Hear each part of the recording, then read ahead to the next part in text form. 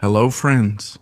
A Ukrainian long-range drone disrupts a group of orcs gathering behind the front lines. You could tell they felt safe and were relaxed. Now 12 illegal tourists are heading back to Mordor in their sleek black plastic suits. On the Konstantinivka front, some invaders put up a sign by their stronghold advertising a generator for sale. And they also gave instructions on how to find the location where the item was being offered. When the mosquitoes from the Khrushchev Empire unit saw the price, they couldn't resist the offer, so they decided to go visit them. But since Iván didn't want to come out to meet them, they destroyed 2 Russian drone operators for posting misleading ads and disabled one of their bomber drones. They'll probably post a notice seeking tenants for the position that was eliminated. In this other action in the generator war, the Ukrainian operators attacked a Russian generator with a mosquito that didn't detonate, so the Russians managed to recover the device and escape, leaving a note that said, "Screw you." Would you believe that bothered the Ukrainians? Such poor sportsmanship. Oh well. To find the jokers, they launched a relentless search, combing through the entire forest, until they found the generator and also the hideout of the jokers, who left the sign. Iván, that's what happens when you push your luck. A few invaders thought the minus 20 degrees on the front felt warm, so they tried crossing the Dnipro River by walking on the ice. The ice wasn't as solid as they thought and broke under their feet, giving them a chance to swim in the warm waters of the great Ukrainian river. Apparently, they analyzed the situation and decided it was better to cancel their attack, so they made a tactical retreat in amphibious mode. At least one thought his gear was too heavy, especially when wet, so he disappeared under the ice and was never seen again. His colleague turned out to be a bit tougher and kept going, giving it his all, crawling over the ice until he managed to reach the shore, but without his rifle. I hope his commander is an understanding person. Continuing with operations on the ice, this footage from a GoPro camera mounted on a pilot's helmet shows the inside of a Mi-8 HIP cockpit, inside a formation of 17 BDB air assault helicopters flying over the Kyiv Reservoir in February 2022, before 2 of them were shot down by Ukrainian territorial defense units using Mombats missiles.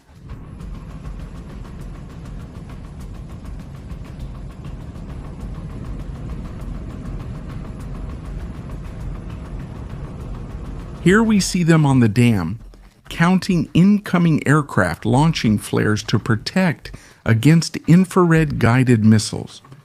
The moment when one strikes its target, sending it into the icy reservoir waters. A moment that showed the invaders and the world this wouldn't be easy for the Putlerian forces. This operation, whose objective was to seize the airport to allow a rapid advance on the Ukrainian capital, became one of the most disastrous airborne failures in history.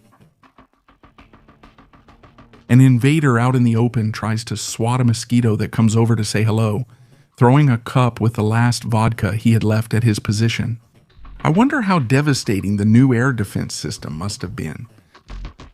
Watching an orc defend himself from a $500 drone with a metal cup sums up the war in 2026.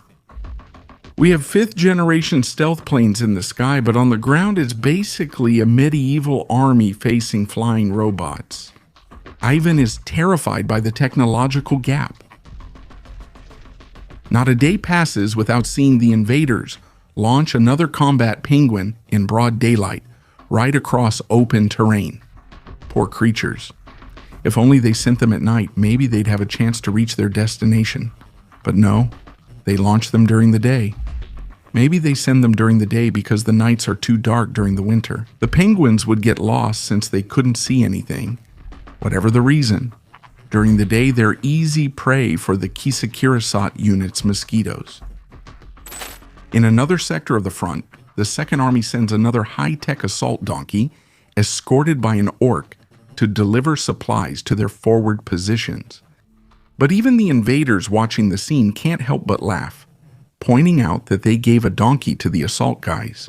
Damn, look how fast the donkey is moving. The guy with the shotgun is escorting him, With the ATVs and motorcycles gone, you have to carry things. It's a damn hell. You're gonna ride that donkey all the way to hell. It will take you to Sochi, really, and you'll turn into a 500, meaning a deserter.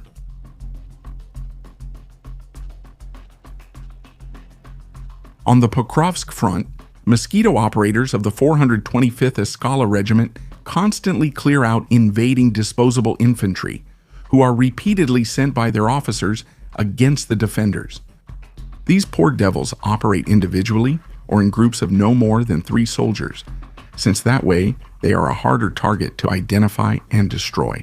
The strategy of the Russian officers is to break up the targets so that many are neutralized. But at least some manage to reach the objective and hold out there until enough reinforcements arrive to consolidate. That's why the mission of the Mosquitoes is to delay this process as much as possible, while the mission of the artillery is to clear out the nests that have managed to consolidate their positions.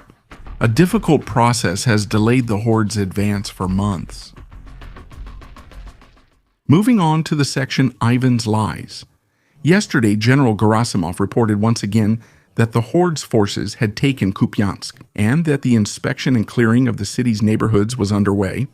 Well, to check if this work was actually being done, the Ukrainian commander, Roman Kovalyov, decided to walk through the streets of Kupyansk without weapons, vest, or helmet to verify the Russians' clearing work. Despite searching the entire city, he couldn't find any teams Gerasimov announced.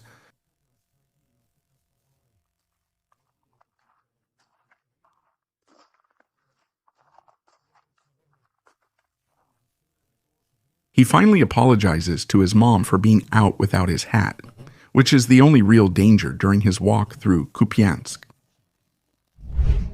With great enthusiasm and to the sound of good Spanish music, Ola Bibikov, Igor Kukovko, and their food truck team prepare more than 10,000 free hot meals a day for the residents of Kyiv. They plan to raise this to 20,000 servings daily.